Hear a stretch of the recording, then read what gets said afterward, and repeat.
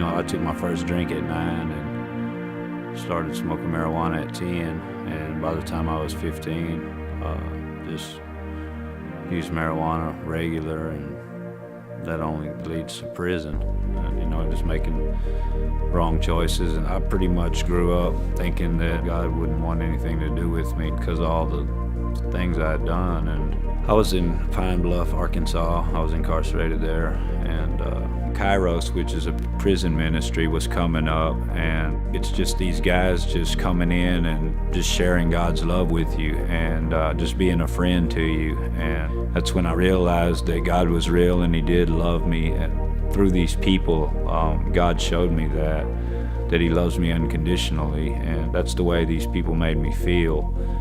And kind of from that point on, I knew that my life was going to be different. When I got out of prison, I paroled to a halfway house, and the lady that ran the halfway house asked me one day, did I know how to weld?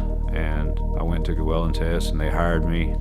And the job, it went along, it was good, and then there was a period to where, I don't know, I guess I was just consumed with self and couldn't see that God had placed me there for a reason, and he had a plan for me there. And I was kind of miserable and didn't really know what I wanted to do. And I guess through praying and other people praying for me, God just started to reveal that I was right where God wanted me to be.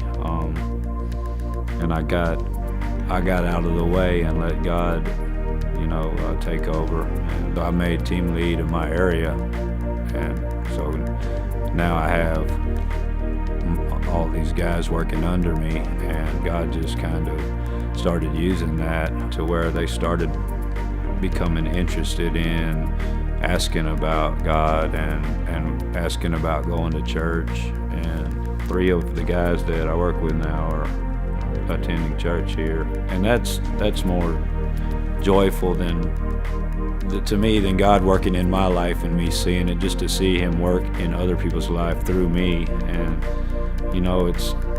I think about where I came from, where God brought me from, and so now I go back into the prison with these same guys and share God's love and just be a friend to the inmates. And He has a beautiful life planned out for each one of us, and it has its hard times, but I wouldn't trade it for anything in the world.